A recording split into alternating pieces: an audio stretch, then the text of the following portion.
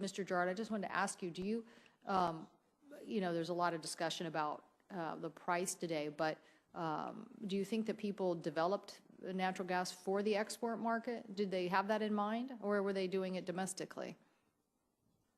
Have export in mind when they developed it, you say? Yeah, do you think the decision to invest in natural gas in 2010 was driven by the look for a, large export terminals, or do you think that was, no, they were looking at the domestic market? Well, I think the thinking has evolved on that, and my sense is that over the past few years, yes, they look more and more to look to other markets because our supply is so vast here today to meet demand. Otherwise, what will happen, obviously, is we'll begin to cut back on the amount of jobs we create as part of that energy production.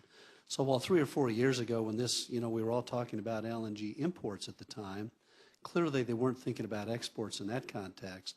But over the past few years, as you see the evolution, the change in opportunity, today they clearly focus on that as being a potential market opportunity that we should take advantage of because it assists us here at home in creating the energy, producing the energy, and all the other benefits we've talked about to consumers and others. Well, I'm just trying to sort through some of this because some people are saying, oh, well, a lot of people are, I don't know if it was Mr. Tillerson or somebody was like, well, we're not making any money and this is why. So my question was whether you were looking just domestically when you had that viewpoint of how to expand, or were you were truly had in mind these international markets? Well, it once again goes back to the market itself and looked at in a global context. Before, when we were relying on other imports for natural gas, there wasn't focus on the potential export market.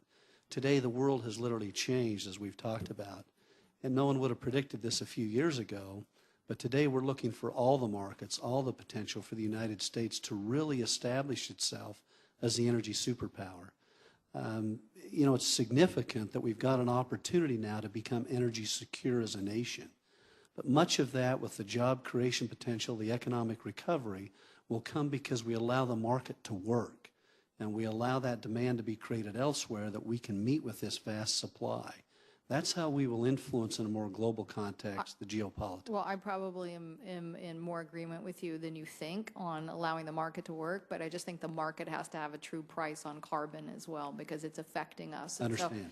But I'm more than happy to look at this from a global perspective, although I definitely think it's interesting to see some of these applications, like in my home state, the shipping industry is going to go from to natural gas, which is going to be a welcome with some of those. So to me, it's an interesting question. What are those domestic applications of that? Again, this is why I wanted to direct it to Mr. Madlock, and I don't know whether Mr. Eisenberg has something to say on that. But, what are those transportation applications that could, take us further down the road in diversification in the United States, like the shipping industry or truck transportation or other things?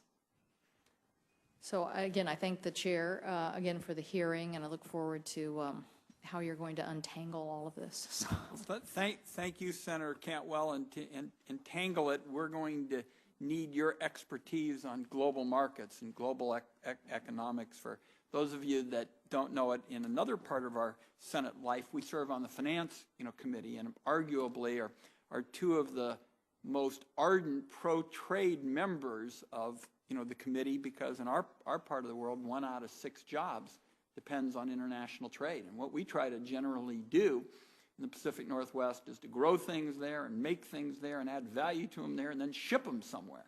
And so the challenge is to how to take that strongly expansionist view with respect to trade and apply it in this area. And easier said than done, but it definitely gets easier if Senator Cantwell's in the room, because she understands global markets and actually was in the private sector dealing with them. So I thank my colleague.